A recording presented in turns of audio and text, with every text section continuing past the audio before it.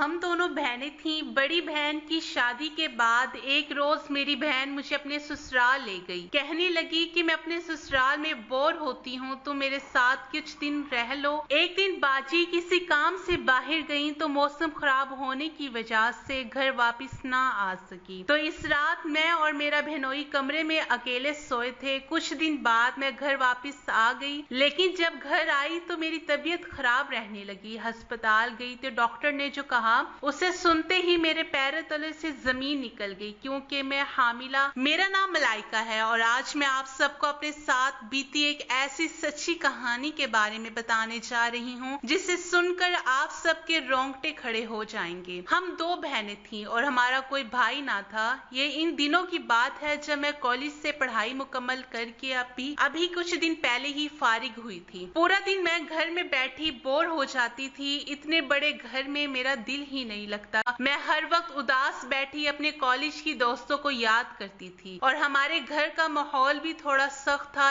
इस वजह से अम्मा मुझे कहीं जाने भी ना देती थी। फिर एक दिन मैंने सोचा क्यों ना मैं बाजी से कहूँ कि मैं कुछ दिन आपके घर आ जाऊं। मैं बाजी की छोटी बहन थी और यही वजह थी कि वो मुझे अपनी जान से भी ज्यादा अजीज रखती थी। हम दोनों बहनों में बहुत प्यार था, मगर फिर न जाने किसकी बुरी नजर हमारे प्यार को आ लगी। वक्त ने कुछ यूं पलटा खाया कि हम दोनों एक दूसरे की शक्ल देखने को भी तरस गए। खैर, मेरी फरमाइश पर बाजी ने अम्मा से बात की। कहने लगी मैं मलाइका को कुछ दिन के लिए अपने घर ले जाना चाहती हूँ। बाजी की शादी को तकरीबन 8-9 साल का अरसा बीत चुका था, मगर खुदा ने इन्हें अभी तक औलाद जैसी नेमत से मरहूम रखा था। बाजी ने कहा मैं भी सारा दिन घर में अकेली होती हूँ, यूं मेरा वक्त भी अच्छा गुजर जाएगा और मलाइका भी अब पढ़ाई से फारिग हो गई है। पहले तो अम्मा ने बाजी को मुझे साथ ले जाने की इजाजत ना दी। इनका कहना था कि तेरी बहन जवान है, खूबसूरत है, मर्द का कोई इतबार नहीं होता, कब इसकी नीयत खराब हो जाए। अम्मा की बात सुनकर बाजी हंसने लगी और कुछ देर हंसने के बाद वो कहने लगी अम्मा आप जानती हैं अहमद को, वो ऐसे नहीं है, वो बहुत ही बाकिरदार इंसान है, पढ़े लिखे और समझदार इंसान है। मलाइका को अपनी छोटी बहनों की तरह समझते हैं और मलाइका भी बच्ची थोड़ी है, समझदार है। खैर, बाजी के इसरार और यकीन दहानी पर अम्मा ने मुझे इनके साथ जाने दिया। बाजी के घर पहले भी मेरा काफी आना जाना था, मगर इतने दिन इससे पहले मैं कभी वहाँ नहीं रुकी थी। कुछ ही दिनों में मुझे पता चल गया कि भाई अहमद किस तरह बाजी पर अपनी जान छिड़कते हैं। वो बाजी का बहुत ख्याल रखते थे और इनसे बहुत ज्यादा प्यार करते थे। इनका प्यार देखकर मैं खुश हो जाया करती थी। दिल ही दिल में ये दुआ करती कि भाई अहमद जैसा ही मुझे हैंडसम पढ़ा लिखा मुझे मिल जाए। और बाजी के ससुराल में बाजी से हर कोई खुश था। बाजी की सास इनकी तारीफें करते करते नहीं थकती। औलाद न होने की वजह से भी बाजी के ससुराल वाले इनसे बहुत खुश थे। बाजी के घर का माहौल बहुत अच्छा था, सब लोग हंसी खुशी रहते थे। शुरू के कुछ दिन तो मेरी अहमद भाई से ज्यादा बात ना हुई, मुझे शर्म आती थी, मगर फिर वो अक्सर मेरे पास आकर बैठ जाते। वो खूब हंसी मजाक किया करते। अक्सर रात को देर तक हम बैठकर बातें करते। बाजी भी हमें साथ में देखकर खूब खुश होती। वो नहीं चाहती कि मुझे यहाँ किसी भी किस्म की बोरियत का एहसास हो। खैर, वक्त गुजरता गया और फिर एक दिन बाजी को किसी काम से अपनी ननद के घर जाना पड़ा। वो और उनकी सास तो वहाँ चली गई। इनके जाते ही मौसम अचानक से खराब हो गया, तेज बारिश शुरू हो गई। मैंने अहमद भाई को कॉल की कि वो जल्दी घर आ जाएं। मुझे अकेले में बहुत डर लग रहा था। खैर, कुछ ही के आते ही मैं इनसे लिपट गई। मुझे बचपन से ही कड़कती बिजली से बहुत डर लगता था। इन्होंने मुझे तसल्ली दी। हमने मिलकर खाना खाया और फिर क्योंकि लाइट भी जा चुकी थी, इस वजह से हम दोनों एक ही कमरे में बैठ गए। अब बारिश मजीद तेज हो चुकी थी। बाजी ने भी कॉल करके बता दिया कि आज रात वो वहीं रुकेंगी। अब हम दोनों काफी देर तक बैठकर बातें करते रहे। बातें करते करते पता ही नहीं चला कि कब आधी रात बीत गई और फिर साथ में ही सो गए। वो रात अहमद भाई के साथ गुजारने के बाद मेरे दिल में इनके लिए अजीब जज्बात पैदा हो गए। सारी रात वो मुझ पर अपना प्यार निछावर करते रहे। इस रात के बाद हमारे बीच में नजदीकियां बढ़ने लगी। अब हम दोनों अक्सर किसी न किसी बहाने घर से बाहर घूमने निकल आते। बाजी ने हमें कभी रोका ना था, क्योंकि वो मुझे अहमद की छोटी बहन समझती थी। अम्मा ने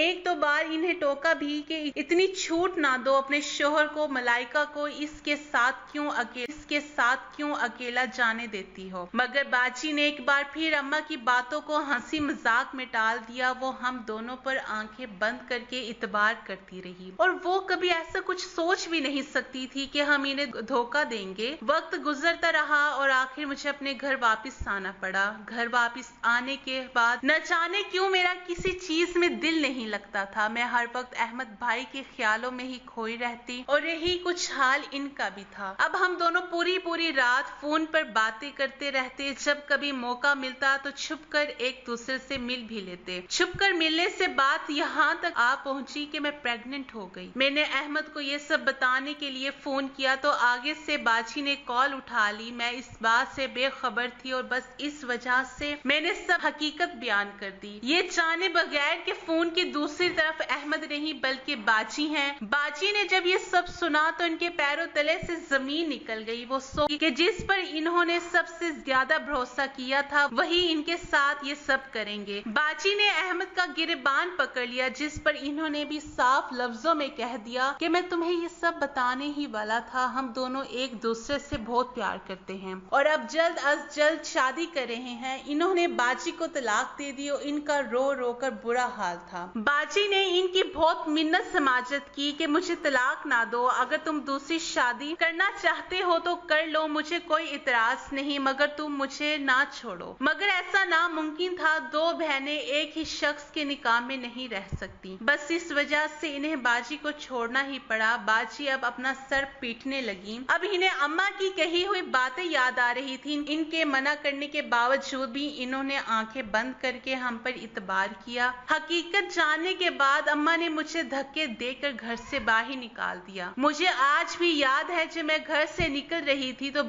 बाजी चीख चीख कर कह रही थी कि तू भय नहीं नागिन है, नागिन। नागिन भी 7 घर छोड़कर डसती है, तूने तो अपनी बहन की खुशियों को ही डस लिया, अपनी ही बहन के सुहाग को आग लगा दी। बाजी की आवाजें सुनकर पूरा मोहल्ला इकट्ठा हो चुका था। सब औरतें मुझे और अहमद को हकारत की निगाह से देख रही थी। वहाँ से अहमद के घर आ गए, मगर वहाँ भी अहमद की माँ और बहनों ने हमें वहाँ रुकने ना दिया और यूं हमें अलग घर में शिफ्ट होना पड़ा। इन्होंने भी अहमद से हर किस्म का रिश्ता नाता खत्म कर दिया था। कोई भी हम दोनों की शादी से खुश ना था, मगर इस वक्त इस सब की किसको परवाह थी। मैं अहमद के प्यार में इस कदर अंधी हो चुकी थी कि मुझे किसी चीज का कोई होश ना था। वक्त गुजरता गया और आखिर खुदा ने हमें एक चांद जैसी बेटी से नवाजा। बेटी के पैदाइश पर अहमद बहुत खुश थे। इतने सालों के इंतजार के बाद खुदा ने इन्हें बाप बनने का शर्फ अता किया था। अब हम दोनों अपनी बेटी को लेकर बाजी के पास गए। हम चाहते थे वो हमें माफ कर दें, मगर शायद खुदा को ये मंजूर ना था। बाजी की हालत बहुत खराब हो चुकी थी। यूं लगता था जैसे वो चंद दिन की मेहमान है। तलाक के बाद वो इस कदर बीमार रहने लगी थी कि बिस्तर से उठना तक दुश्वार था। इनके लिए हम जो माफी की उम्मीद लेकर आए थे, बाजी ने हमें देखते ही मुंह फेर लिया। बस कहने लगी, मेरी खुदा से यही दुआ है कि जिस तरह तुमने मेरा हंसता बसता घर बर्बाद किया है, खुदा भी तुम्हें वैसे ही बर्बाद करे। बस इतना कहना था कि इनका सांस उखड़ने लगा और अगले ही चंद लम्हों में वो खुदा को प्यारी हो गई। बचाए इसके कि हमें माफी मिलती, बाजी के कत्ल होने का खिताब भी मिल गया। अब मुझे अपने किए पर पछतावा होने लगा था। मैंने ये सब तो कभी नहीं चाहा था। मैं तो बाजी से माफी मांगने आई थी, मगर शायद खुदा को यह मंजूर नहीं था। बाजी की वफात के बाद न जाने क्यों मुझसे मेरा सारा सुकून छीन गया। मैं जब भी अहमद के करीब मुझे बाजी का मरा हुआ चेहरा दिखाई देता। न जाने क्यों मेरे जहन में हर वक्त यही ख्याल आते रहते कि मैंने अपनी बहन को मार डाला। मुझे खुद से घिन आने लगी थी। अहमद के साथ भी मेरा रवैया काफी नामुनासिब सा हो गया था। खुदा ने जिस बेटी से हमें नवाजा था वो भी बाजी की वफात के चंद माह बाद ही खुदा को प्यारी हो गई। मेरा सब कुछ लुट चुका था। मेरी जिंदगी पूरी तरह बर्बाद हो चुकी थी। शादी का शुरू का कुछ अरसा तो बहुत अच्छा गुजरा था, मगर अब बाजी और बेटी के वफात के बाद यूं लगता था कि जैसे मैं होश खो बैठी हूँ। मैं अक्सर रात को चीखने लग जाया करती थी और अपनी बहन से माफिया मांगती थी। मुश्किल वक्त में जिस एक शख्स की मुझे सबसे ज्यादा जरूरत थी, इसने भी मुझसे मुंह फेर लिया। अब अहमद ना तो पहले की तरह मुझसे प्यार करते और ना ही मेरा ख्याल रखते। अक्सर तो रात के 2-2, 3-3 बज आते और वो घर ना आते। एक दो बार जब मैंने इनके इस रवैये की शिकायत की तो वो कहने लगे कि मैंने शादी कर ली है, तुम जैसी पागल बीवी के साथ अब मेरा गुजारा मुमकिन नहीं था। बस इस वजह से मैंने दूसरी शादी कर ली है। पहले जो काम वो छुप कर करते थे अब खुल्लम खुला करने लगे। पहले जिस बीवी से वो छुप छुप कर मिला करते थे अब वो इसे घर ही ले आए। अब मुझे एहसास हो रहा था कि सौतन का दुख क्या होता है। अब जब इस दुख से मैं गुजर रही थी तो मुझे बाजी के दुख का भी एहसास हो रहा था कि इन पर क्या बीती होगी जब इन्होंने मुझे अपनी सौतन के रूप में देखा होगा। अहमद की दूसरी बीवी पूरा दिन बिस्तर पर बैठी नवाबों की तरह मुझ पर हुक्म चलाती रहती और मैं नौकरों की तरह इसका हर काम करती। वो मुझसे इतना काम करवाती थी कि मुझे अपने आप भी होश में नहीं होता था। अहमद के नजदीक भी मेरी हैसियत अब एक नौकरानी जैसी थी। बस कुछ अरसे में वहां रुकी और फिर अहमद ने मुझे तलाक देने का फैसला कर लिया। मैंने बहुत मिन्नत समाजत की कि मुझे मत छोड़ो, मगर इसने मेरी एक ना सुनी और इसकी बीवी ने मुझे धक्के देकर घर से निकाल दिया। मुझे वो वक्त याद आया जब बाची अहमद के पैर पड़ रही थी, इसके आगे हाथ जोड़ रही थी कि मुझे मत छोड़ो। अब वही सब मेरे साथ हो रहा था जो कल को मैंने अपनी बहन के साथ किया था। मैं अब बिल्कुल लावारिस हो चुकी हूँ। माँ बाप के घर भी किसी ने मुझे पनाह ना दी। मेरी हजार माफियों के बाद भी किसी ने मुझे माफ ना किया। कोई माफ करता भी तो कैसे? मेरा जुर्म ही इतना बड़ा।